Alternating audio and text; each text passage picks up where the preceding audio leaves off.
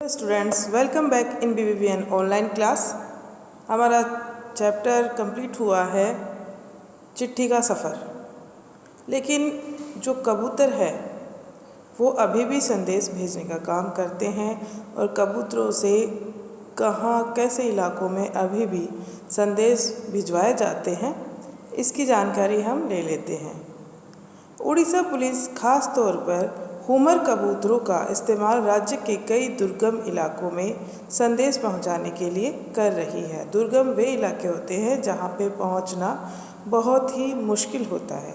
तो ऐसे जैसे पहाड़ी क्षेत्र, नदियों के, समुद्रों के क्षेत्र जहां पे दरिया रहते हैं, तो वहां पे कबूतर जो है वो हवाई मार्ग से, आकाश मार्ग से आसानी से पहुंच सकते हैं। तो ये पुलिस ऐसा खास कबूतरों को तैयार करती है और उनको वहाँ पे संदेश भेजने के लिए भेजती है। कानून व्यवस्था, संकट और अन्य मौक़ों पर संदेश के लिए ये कबूतर बहुत ही उपयोगी साबित हुए। कबूतरों की संदेश सेवा बहुत सस्ती है क्योंकि इनको कोई पैसा नहीं देना पड़ता है और सिर्फ ये दाना ले लेते, दाना पानी खाते हैं और उन पर ख़ास खर्च नहीं आता है, कोई ख़ास खर्चा भी इन पे। इन कबूतरों का जीवन 15 से 20 साल होता है। मतलब इनका जो जीवन है वो इतने ही जीते, ये 15 से 20 साल तक जीते हैं और 8 से 10 साल तक वे बहुत अच्छा काम करते हैं। स्वस्थ कबूतर एक दिन में 1000 किलोमीटर तक का सफ़र कर सकता है। एक स्वस्थ कबूतर जिसको कोई समस्या नहीं है, कोई दर्द नहीं है, कोई चोट नहीं है और वो अच्छे से दाना पानी अगर खा रहा है तो वो एक दिन में 1000 किलोमीटर का सफ़र तय कर सकता है। यदि कोई महत्वपूर्ण संदेश पहुंचाना हो तो 2 कबूतरों को भेजा जाता है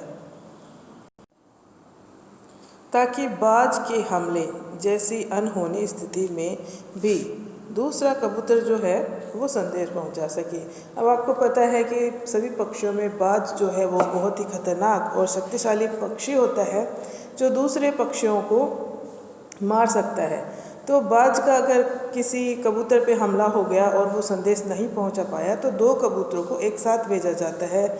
जहाँ पे इम्पोर्टेंट यानी महत्वपूर्ण कोई समाचार पहुंचाना होता है तब एक साथ 2 को भेजा जाता है कि अगर एक मारा गया, कोई दुर्घटना घटित हो गई यानी कोई एक्सीडेंट हो गया तो दूसरा जो कबूतर है वो संदेश पहुंचा सके।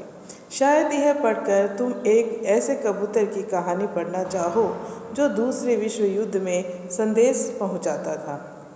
एक ऐसा कबूतर था जो दूसरा विश्व युद्ध, सेकेंड वर्ल्ड वॉर हुआ था, उसमें वो संदेश पहुंचाने का काम करता था।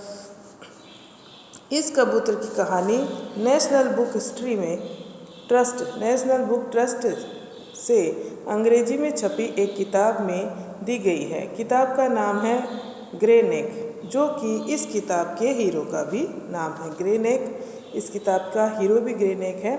अगर तुम हिंदी में पढ़ना चाहते हो तो क्यों न नेशनल बुक ट्रस्ट को पत्र लिखो कि वे इस किताब को हिंदी में भी छपवा दें। हम ऐसा पत्र लिख सकते हैं कि इस किताब, जो भी किताब हमें अगर इंग्लिश में है और हमें पढ़नी है, नहीं पढ़ना आ रहा है तो वो हिंदी में भी छपवा सकते हैं।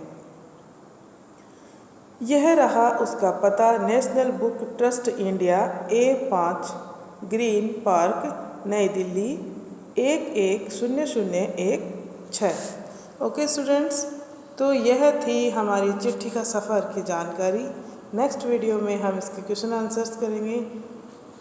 आप इस चैप्टर को अच्छे से रीड करेंगे और समझेंगे। Okay, thank you.